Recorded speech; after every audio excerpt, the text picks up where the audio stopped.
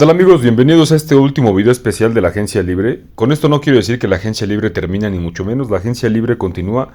Incluso un día antes del Super Bowl los equipos pueden firmar a algún agente libre, obviamente conforme avanza la temporada, sobre todo por las lesiones.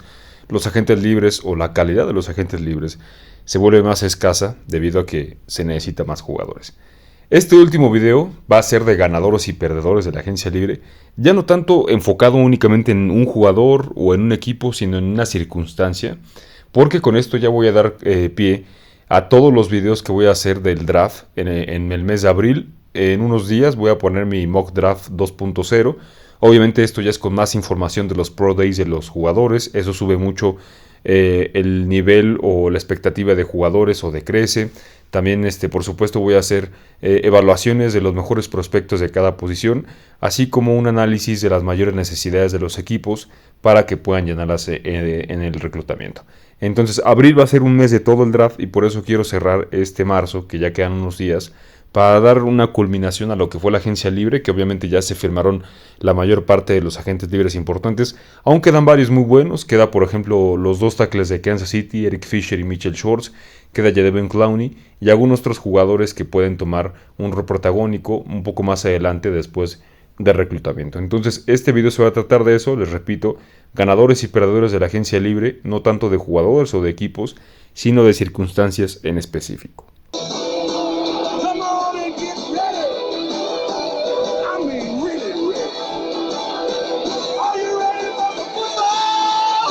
Vamos a comenzar con el perdedor o la situación perdedora número 6. Esta situación yo se la atribuyo a Aaron Rodgers y a Lamar Jackson por la siguiente razón.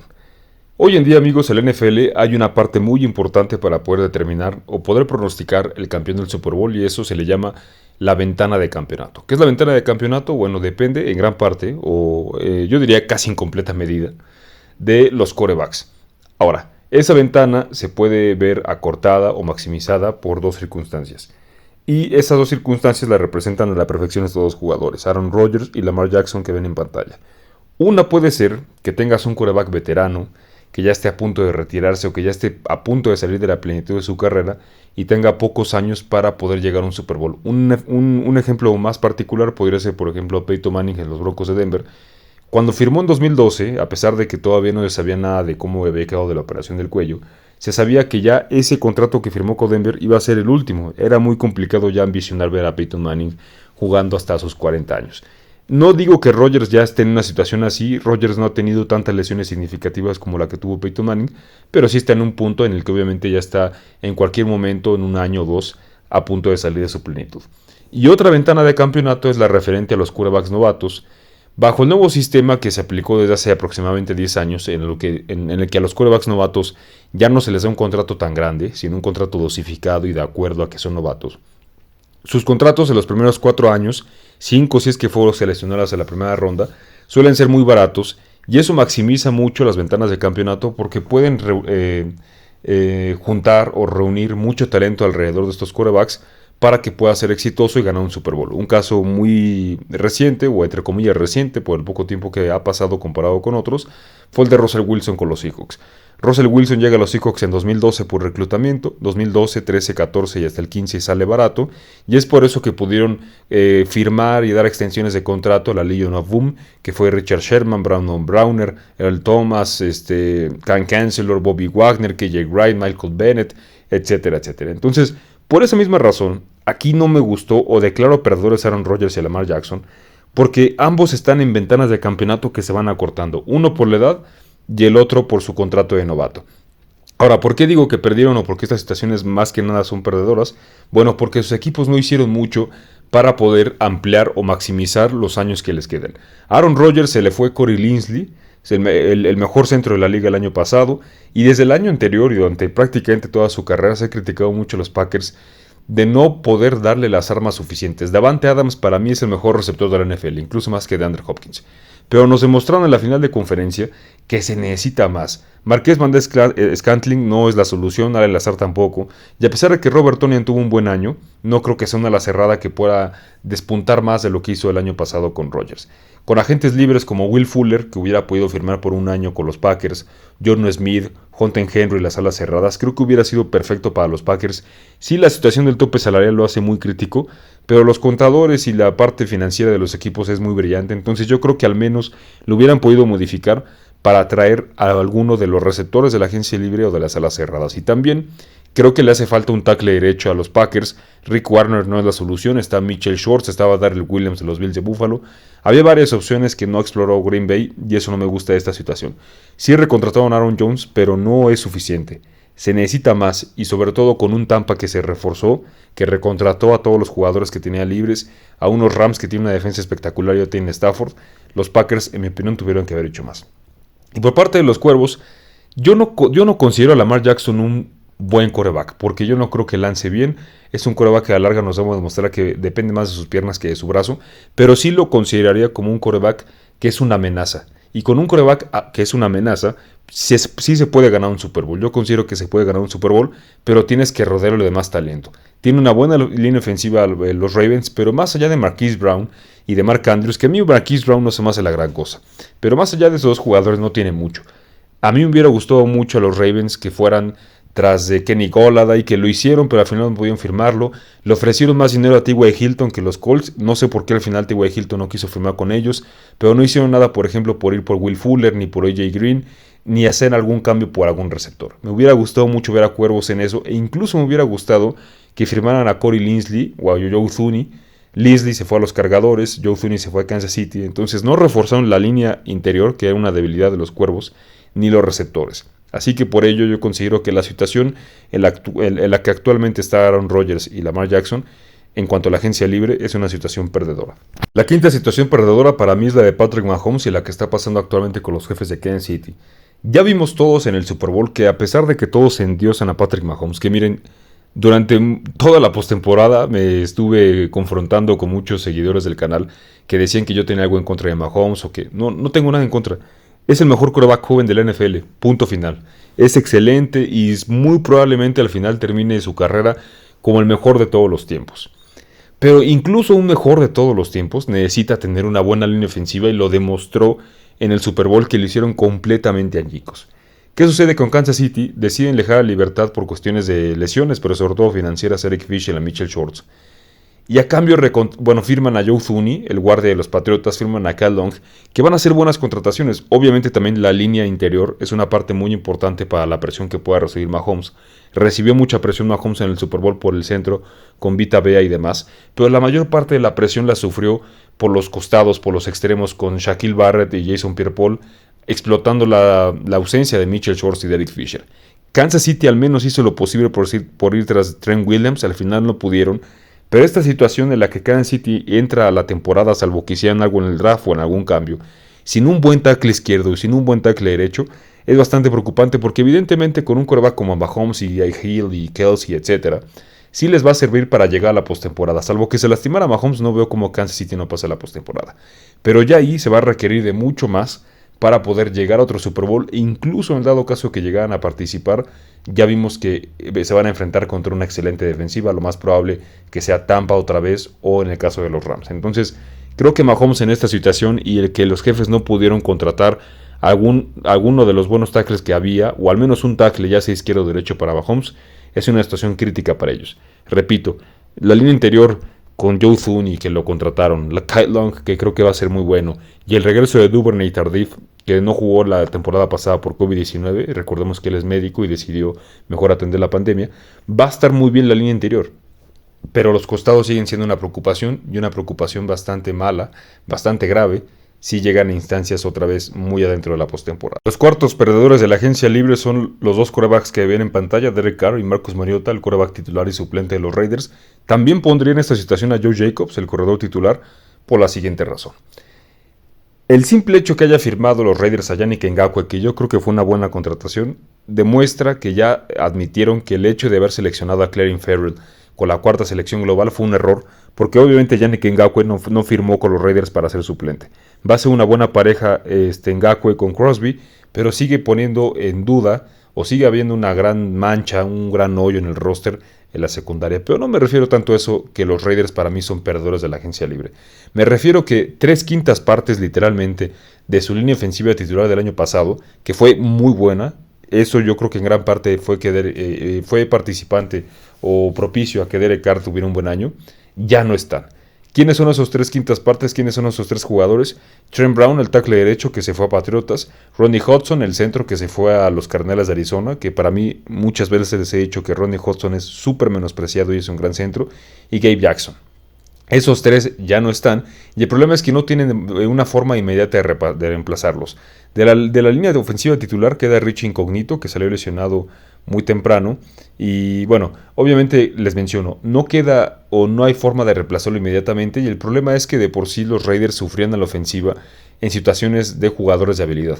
Tienen a Darren Waller y a Josh Jacobs, pero Henry Rocks no se vio nada bien, Bryan Edwards, el novato de South Carolina, tampoco. Entonces, con esta situación que no tienen buenos receptores, o al momento no pintan bien los receptores novatos, y que no tiene línea ofensiva, dudo mucho que Derek Carr, que Marcus Mariota puedan dar el paso a ser un quarterback que llegue a contender junto con los Raiders, y también va a afectar mucho a Josh Jacobs. Entonces, sí puede haber la opción que lo solucionen mediante el draft, pero por el momento considero que la situación de la ofensiva de los Raiders es muy precaria debido a la situación de su línea ofensiva. Los terceros perdedores para mí son los Vaqueros de Dallas, y sé que durante esta primera temporada de nuestro canal Doctor NFL, muchos de ustedes, seguidores de los Vaqueros de Dallas, pueden pensar que tengo algo en contra de su equipo. No tengo nada en contra de su equipo, no tengo nada en contra de ningún equipo salvo los Patriotas, y se los he dicho de sobra. De hecho, la gran mayoría, o si no es que todos los miembros de mi familia, le van a los Vaqueros de Dallas. Yo fui el único que salió ahí la manzana podrida que no le va a los Vaqueros. Entonces, verdaderamente no tengo nada en contra de ellos. Aquí voy a explicar lo más conciso y breve posible por qué creo que es una situación perdedora. El simple hecho para mí de darle $40 millones anuales a Dak Prescott es una situación que los pone muy vulnerables por lo siguiente. Sé que Dallas no tenía otra opción. Sé que en la vida real Dallas tenía que haberlo firmado. Pero yo les presento una alternativa y les voy a explicar por qué esa alternativa para mí era mejor. Si Dallas le ponía por segundo año consecutivo la etiqueta franquicia a Dak Prescott, creo, sobre todo por cómo estaba el mercado de quarterbacks, que lo hubieran podido haber cambiado a un equipo que le hubiera dado al menos 2 primeras selecciones y algunos otros jugadores. Les pongo un ejemplo muy breve. Chicago, ya confirmamos hace unas semanas, que le llegó a ofrecer hasta 3 primeras rondas a los Seahawks por Russell Wilson, junto con Akiem Hicks y Kyle Fuller. Yo no creo que Dak Prescott valga lo que Russell Wilson, pero tal vez un equipo como los Osos, si hubieran estado dispuestos a dar en esa circunstancia 2 selecciones de primera ronda y tal vez agregar ahí a Akiem Hicks o a Kyle Fuller.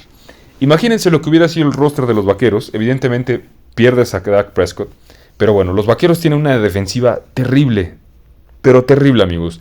Y sin importar qué tan bueno sea tu quarterback, se necesita en la liga una buena defensa para ganar un Super Bowl. Únicamente les voy a poner el ejemplo de los últimos 10 u 11 campeones de Super Bowl para que vean a qué me refiero. Los Gigantes de 2011 tienen una buena defensiva. Los Cuervos de 2012, la defensa jugó muy bien al final de la postemporada, y su rival del Super Bowl, San Francisco, tuvo de las mejores defensivas en ese año.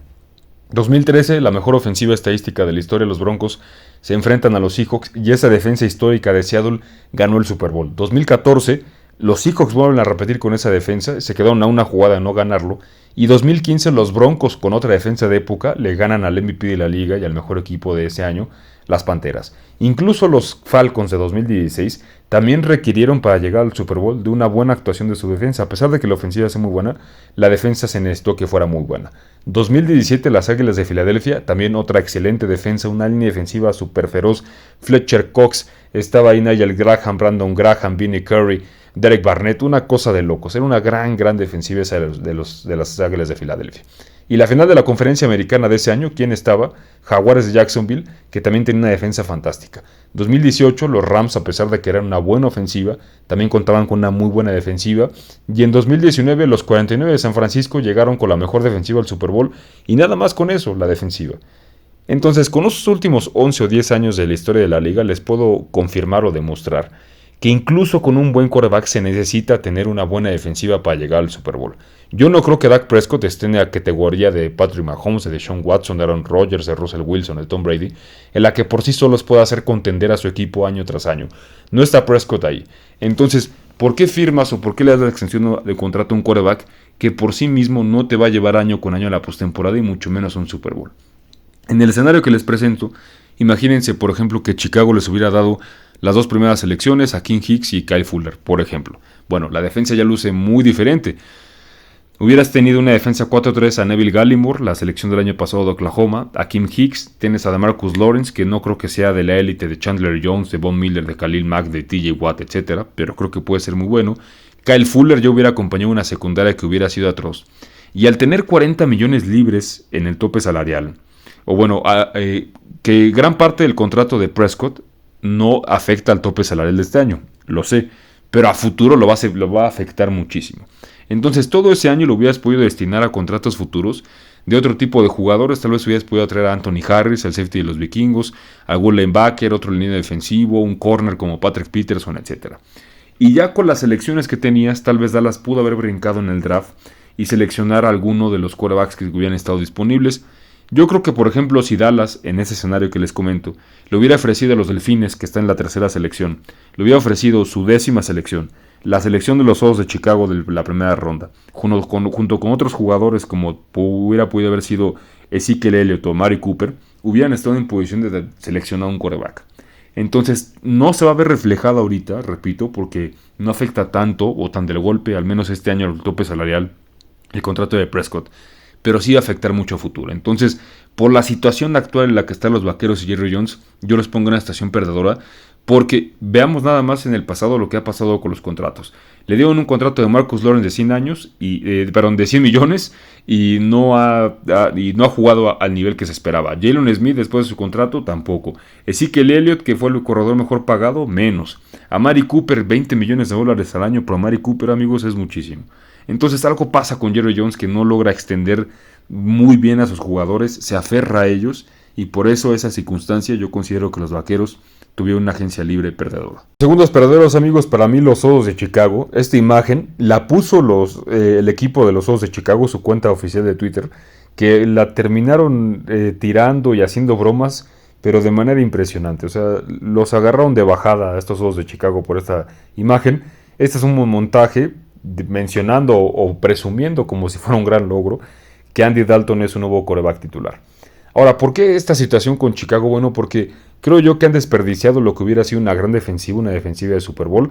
Intentaron cambiar por Russell Wilson, sí le doy ese buen crédito, al final de cuentas no quiso Seattle, pero hubo unas decisiones un poco raras. Por ejemplo, le das $10 millones al año a Andy Dalton, pero liberas a Kyle Fuller por 9 millones que iba a afectar al tope salarial. Entonces, sé que obviamente la posición de quarterback es más valiosa que la de corner, pero muchas de las cosas que ha hecho Chicago no tienen sentido.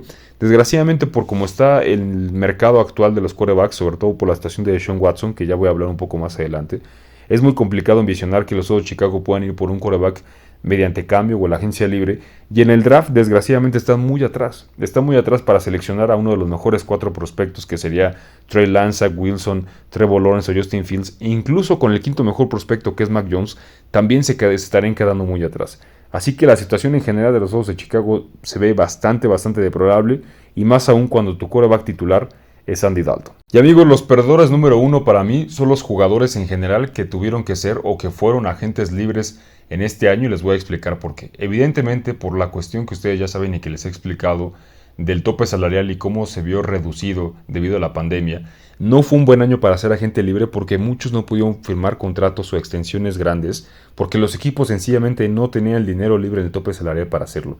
Hubo algunos afortunados como Trent Williams, que se convirtió en el tackle izquierdo mejor pagado de la NFL, Kenny Golladay, que pudo firmar con los Gigantes, pero hubo muchos otros que tuvieron que tomar contratos de un año para aprobarse y esperar hasta el siguiente año que la situación financiera se equilibre en la NFL para poder firmar contratos extensos. Will Fuller, que firmó con Miami, es un ejemplo. Kyle Fuller, que firmó con los Broncos, el corner de los Osos, es otro. Patrick Peterson, que firmó con los Vikingos. Entonces no fue el mejor año para los agentes libres, evidentemente tienen que firmar. Y muchos otros veteranos, como los 2 tackles ofensivos de Kansas City, que fueron muy buenos, particularmente Mitchell Schwartz, están sin trabajo, y al futuro cercano se ve que se queden sin trabajo. Entonces no fue un buen año para los agentes libres. Sí fue un buen año para los equipos, porque pudieron contratar a jugadores de manera barata, pero para los jugadores en general no. Ya el siguiente año la situación se va a regular, ya creo que van a venir otra vez los contratos muy extensos y de muchos años, pero al menos este año todos tuvieron que tomar, la gran mayoría tuvieron que tomar el enfoque de un año, aprobarse y esperar el siguiente año volver a ser agente libre. Pasemos ahora con los que yo considero que fueron los ganadores de la agencia libre. El sexto ganador, en mi opinión, no son los Patriotas. Yo estoy en contra de muchos de los movimientos que hicieron los Patriotas. Creo que despilfarraron el dinero. Pero bueno, tratándose de los Patriotas y de todo el miedo que le tienen o el respeto que le tienen a Bill Belichick, casi nadie los critica. Ustedes saben que a mí no me da nada de miedo criticarlos. Así que no aplaudo todas las elecciones que hicieron los Patriotas. Sí aplaudo, por ejemplo, la de Geno Smith y la de Henry Anderson. Pero en general yo creo que el ganón de aquí, el beneficiado de aquí es Cam Newton, porque él insistió, que para mí, amigo, se me hace un poco ridículo, que después de lo del COVID-19 fue cuando se aceptó, fue cuando se vino a declive su temporada. Sí, el COVID-19 deja muchas secuelas, evidentemente, incluso para atletas de alto rendimiento, pero él tuvo COVID-19 muy al principio de la temporada, y decir que por esa razón las siguientes 10 u 11 semanas jugó tan mal como jugó fue por eso, se me hace un pretexto.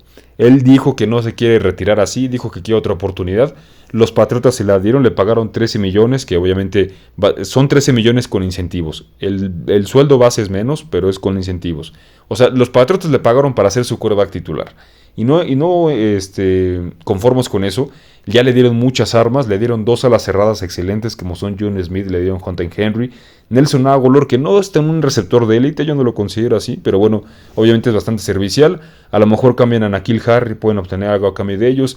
Julian Edelman tiene un buen backfield, trajeron a Trent Brown de tackle derecho, firmaron a Tech Carras, el centro de Miami, que tal vez juegue de guardia, recontrataron a David Andrews. O sea, los Patriotas van a tener una buena ofensiva, o al menos Cam Newton va a tener buen talento en la línea, en los corredores, en las alas cerradas, e incluso si tienen un buen reclutamiento los receptores.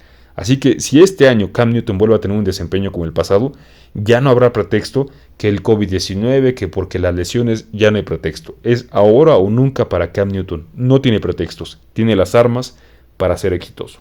El quinto de los ganadores para mí, amigos, es Carson Wentz, y aquí la situación es evidente. Estaba en una crisis, en una situación muy tóxica con las Águilas de Filadelfia. Ya nos enteramos en las últimas semanas que la situación con Doug Peterson era insostenible, no se podían ver ni en pintura, la línea ofensiva era de papel, no tenía receptores, toda una catástrofe. Carson Wentz pasa a un equipo que la fortaleza es la línea ofensiva. Ahí está un poco la cuestión interrogante del tackle izquierdo porque se retiró Anthony Constanzo, pero bueno, Quinton Nelson, Ryan Kelly, Brandon Smith, excelente línea ofensiva. Pudieron recontratar a T.Y. Hilton, tienen buenos receptores, T.Y. Hilton, Zach Pascal, Michael Pittman, que yo creo que va a tener un magnífico segundo año, y tienen un backfield de ensueño. Yo creo que en su conjunto es el mejor backfield, es decir, el mejor grupo de corredores con Jonathan Taylor, Nyheim Hines y la recontratación de Marlon Mack. Entonces, Carson Wentz tiene ofensiva para trabajar, tiene una buena defensiva con un excelente coordinador defensivo, y además regresa con el que fue el coordinador ofensivo en el año que tuvo que haber sido el MVP 2017, que ahorita es su head coach, Frank Reich. Entonces, Carson Wentz está en una situación predilecta para revivir su carrera. Yo siempre he defendido a Carson Wentz. El año pasado hubo un punto en el que ya no pude defenderlo, pero dije que si se cambiaba de equipo lo iba a volver a hacer. Y verdaderamente creo que Carson Wentz es un quarterback lo suficientemente bueno para llevar un equipo con el talento que tiene Indianapolis al Super Bowl. Creo que le hace falta un tackle izquierdo. Vamos a ver si en el draft lo consiguen. Otro receptor que sea muy bueno. Vamos a ver si lo pueden conseguir, pero al menos con el talento que tienen, para mí los Colts son los favoritos indiscutibles en su división y sí son para mí una amenaza para los Jefes de Kansas City y los Bills de Buffalo. El cuarto de los ganadores para mí son estos dos señores que ven en su pantalla, Sean McVay, el head coach de los Rams, y Matthew Stafford, el que ahora es el quarterback de los Rams, y aquí la estación es muy sencilla. Matthew Stafford es dinamita dispuesta a explotar y Sean McVay es la mecha y el fuego. Estos dos juntos van a hacer una colaboración impresionante. Yo creo que Matthew Stafford va a tener un año de jugador más valioso porque está con una de las mejores mentes ofensivas de la liga, Sean McVay. Yo todo el tiempo les sostuve que Jared Goff era nada más una creación, un espejismo de Sean McVay, y Matthew Stafford por su parte nos demostró en Detroit que si los Leones se mantuvieron a flote algunos años, fue por él. Entonces yo creo que está en una situación predilecta. Sí, los Rams tuvieron que dar mucho a cambio de Matthew Stafford, y al final de cuentas es Super Bowl o nada para los Rams. Si los Rams llegan a un Super Bowl y lo pierden, habrá sido un mal cambio. Si llega a la final de conferencia y la pierden, habrá sido un mal cambio. La única forma en la que pueden justificar que fue un buen cambio es ganando el Super Bowl, pero yo considero que tienen el equipo para hacerlo.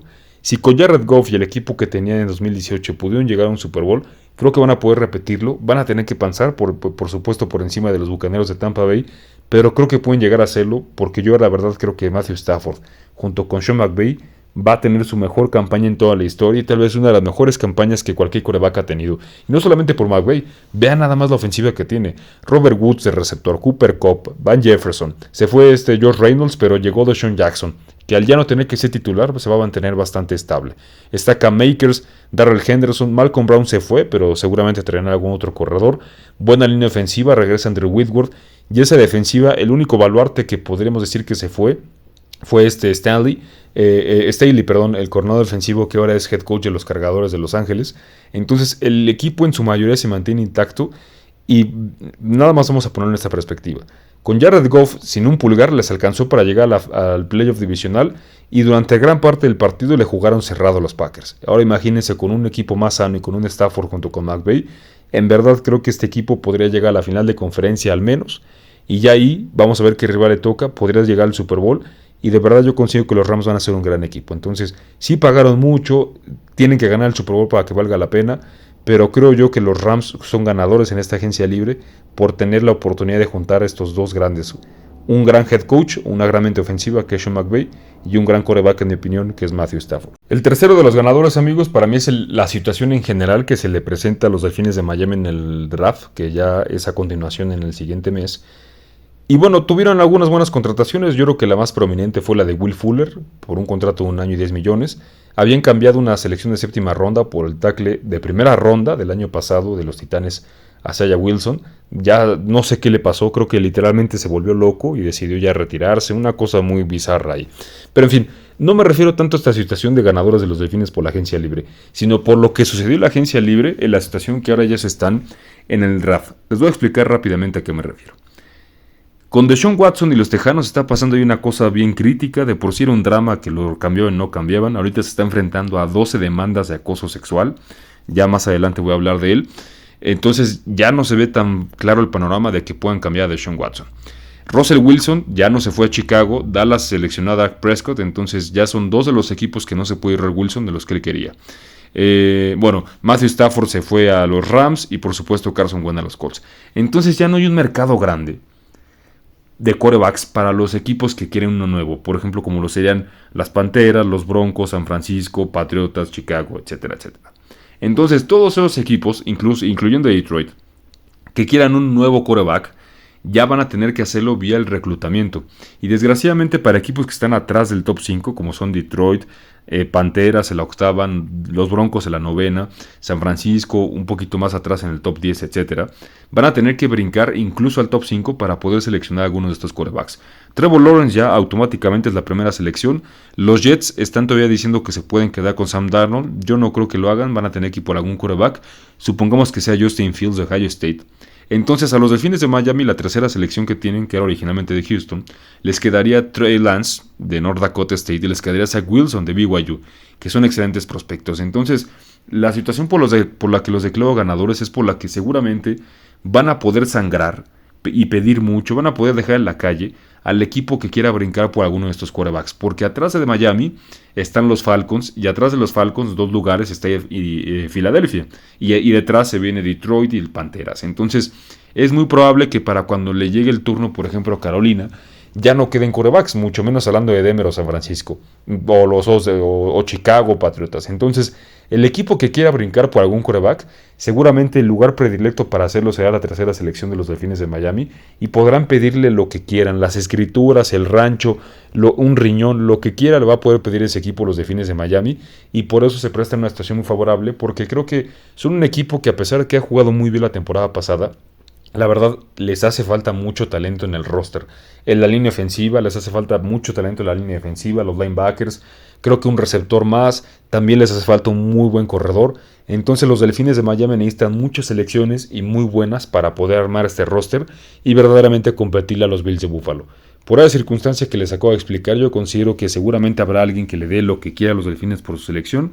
Y por eso, por las circunstancias que se dieron en la agencia libre, los Delfines son mi tercer ganador. El segundo de los ganadores, amigos, para mí esta agencia libre, lo que va de la corta temporada ya 2021 de la NFL, y jamás, créame, jamás me imaginé decir esto, son los Tejanos de Houston y este señor que ven en su pantalla que es Nick Caseiro, su nuevo gerente general. Obviamente la situación por la que digo que son ganadores es por lo que está pasando con Deshaun Watson. Ahorita voy a explicar ampliamente de eso. Pero la agencia libre hizo un buen trabajo, trajeron a Philip Lindsay, a Desmond King y pudieron llenar muchos huecos porque este roster de los Tejanos está depleto de talento. No tienen talento. Pudieron llenar muchos huecos mediante la agencia libre que tal vez nada más son, digamos que curitas para el hemorragia que tienen de talento, pero lo suficientemente bueno como para poder hacer este roster competitivo y tal vez no quedar como dentro de los peores el año que entra. Evidentemente fueron muchos contratos por un año, pero es importante porque los Tejanos, por todo la gravedad de las cosas que estaba pasándose alrededor, que el dueño no es bien visto por los jugadores, lo de Deshaun Watson, etcétera, etcétera. Yo consideraba que no iba a haber muchos jugadores que quisieran ir a jugar a Houston. Estuve equivocado, hubo buenos jugadores que quisieron ir a jugar, particularmente los dos que les mencioné al principio. Desmond King, que es para mí excelente, y Philip Lindsay, que también me encanta. Creo que van a hacer una muy buena colaboración con los Tejanos de Houston. Pero ahora sí, pasemos a la situación fundamental por la cual los considero ganadores. Voy a hacer un video más extenso de esto, entonces no quiero hablar mucho de ello. Aquí nada más lo menciono para darle un poco de contexto a lo que quiero decir. Deshaun Watson, amigos, está enfrentando hasta el momento son 12 denuncias de acoso sexual por masajistas. Evidentemente todos los jugadores yo creo que requieren masajes, es un deporte muy violento, necesita mantener sus músculos en estado perfecto. Entonces muchas masajistas ya denunciaron, ya demandaron oficialmente a Deshaun Watson, porque algunas dicen que las acosó sexualmente, otras dicen que Deshaun Watson les pidió favores sexuales a cambio obviamente de dinero. Muchas cosas muy raras, bizarras que están pasando en esta situación, en la cual al momento no hay claridad. Ahora ustedes dirán, bueno, ¿por qué eso es bueno para los Tejanos si Deshaun Watson es su quarterback? Como ustedes saben, Deshaun Watson ya no quiere estar ahí, y esta situación pone más en la mano del equipo la situación de Deshaun Watson desde mi punto de vista por lo siguiente. A pesar de todo lo que está envuelto de Deshaun Watson, que puede terminar siendo algo muy grave, incluso de cárcel, es un talento tan increíble y es tan raro. Es la primera vez en la historia de la NFL que un quarterback así de joven y de probado puede estar disponible en cambio. Es una situación tan rara que obviamente muchos equipos seguirán queriendo ir tras él. Entonces los Tejanos de Houston, incluso en esta situación, creo yo que podrán seguir pidiendo mucho. Pero por lo mismo, pueden forzar más la mano de Deshaun Watson a obligarlo a jugar con ellos por la situación que está pasando actualmente con las denuncias. Entonces, creo que a los Tejanos, aunque suene muy raro, irónico y bizarro, raro, les cae como anillo al dedo esta situación de Deshaun Watson porque tienen más control sobre él y sobre la situación. Les repito, pueden seguir pidiendo mucho por él a cualquiera de los equipos. Y si esta situación se pone un poco más peligrosa, un poco más caótica, si todas estas denuncias, las 12 que hasta el momento tiene por acoso sexual, siguen procediendo, ya los Tejanos de Houston tendrán incluso más poder sobre Deshaun Watson y podrán obligarlo incluso a jugar, porque en ese escenario tal vez ya los equipos ahora sí no quieran cambiar por él. Así que por eso, por la situación, porque evidentemente no estoy contento de que le haya pasado a Deshaun Watson, al final vamos a ver quién tenía razón, si Deshaun Watson o las señoritas que lo acusan. Sin importar qué pase, evidentemente no es algo deseable para la cara, uno de los jugadores que son la cara de la NFL, pero para el equipo, por las circunstancias que les acabo de explicar, creo que es una estación ganadora. Lo de Deshaun Watson y además lo de la agencia libre. Ya para terminar, amigos, con nuestro video de ganadores de la agencia libre, yo creo que los ganadores absolutos y definitivos de la agencia libre son los que ganaron el Super Bowl. De hecho, los campeones absolutos, los Bucaneros de Tampa Bay, pero particularmente estas dos personas que ven a continuación. El que ven a la derecha es el peor quarterback de todos los tiempos, ya está acabado, no tiene brazos, bueno, toda la sarta de cosas que todos dijeron durante la temporada regular del año pasado. Tom Brady, y el que está a su izquierda, tal vez no muchos lo conozcan porque no es alguien que suele salir mucho en la tele, es Jason Leach, el gerente general de los Bucaneros de Tampa Bay, y digo que han ganado porque es muy complicado que un equipo pueda retener a todos sus jugadores después de un Super Bowl. A muchos equipos les sucedió, recientemente la década pasada le pasó a los Seahawks de Seattle, después de ganar el Super Bowl muchos jugadores requirieron un nuevo contrato, se fueron algunos, otros se pelearon con el equipo, los Broncos de Denver lo mismo cuando ganaron en el 2015, las Águilas de Filadelfia ya vimos en pocos años en el desastre que se convirtieron, etcétera, etcétera. Entonces, por esa situación es muy complicado mantener un equipo y los Bucaneros están intactos hasta el momento. Los únicos que faltan por refirmar o recontratar son Leonard Fournette y Antonio Brown. Yo creo que Leonard Fournette se va a dar cuenta que tiene que recontratar por ellos por lo que le ofrezcan. Y Antonio Brown tal vez tenga un poco de mercado con los Seahawks porque es muy amigo de Russell Wilson, pero al final, por supuesto, lo que más le conviene es firmar un año más con Tom Brady. Ya recontrataron esta semana a Ndamukong Suh, recontrataron a Lavonte David, le pusieron la etiqueta franquicia a Chris Godwin, va a regresar. O sea, han tenido muchísimas buenas decisiones, pero todo fue en gran parte por estos dos señores. Jason Leach por tomar las decisiones y hacer la magia financiera para que pudiera ser posible. Pero nada de esto hubiera sido posible sin la voluntad de Tom Brady de reducirse el salario. Tom Brady siempre nos ha demostrado, incluso en sus años en los Patriotas, que a él no le interesa el dinero, le interesa ganar Super Bowls. Evidentemente yo creo que a todos, incluso a una persona como Tom Brady le es llamativo ganar 10, 15 millones de dólares más de lo que ahorita gana, pero también es un quarterback que ha tenido muchísimos millones de dólares, decenas de millones de dólares por contratos de publicidad, por sus contratos de jugador. Tiene una esposa que es una supermodelo que gana muy bien, Giselle Bündchen. Entonces, evidentemente para Tom Brady en este punto de su carrera, el dinero ya no es una ambición. Y cuando se acabe la NFL, va a tener muchos contratos de publicidad también, va a tener incluso mucho dinero de las compañías que seguramente invirtió. O sea, el dinero no es problema para Tom Brady. Su problema es ganar tantos Super Bowls que para ningún quarterback sea posible llegar a su nivel. Entonces, lo que hizo Tom Brady de reducirse el salario y ser bastante benévolo con su situación financiera con el equipo para poder recontratar a los jugadores es algo digno de alabar, porque hoy en día no lo vemos. Hoy en día justamente vemos el caso contrario, que los quarterbacks piden mucho dinero, incluyendo quarterbacks viejos como Aaron Rodgers, no están dispuestos a reducirse el salario y bueno, lo que pasa es que no llegan a Super Bowls, pierden final de conferencia, etcétera. Entonces, la situación de de los Bucaneros es excelente por lo que está sucediendo.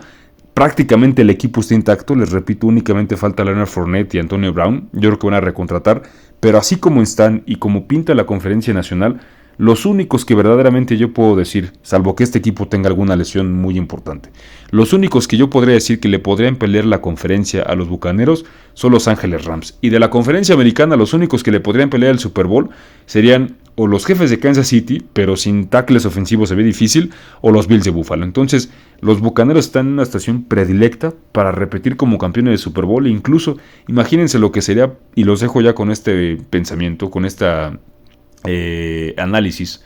Imagínense la motivación que tiene Tom Brady de ver la posibilidad real de terminar su carrera creando una dinastía en los Bucaneros de Tampa Bay. Una dinastía se compone de un equipo que gane 3 o más Super Bowls en un periodo de 4 o 5 años. Lo hizo con los Patriotas cuando ganó Super Bowl en 2001, 2003 y 2004.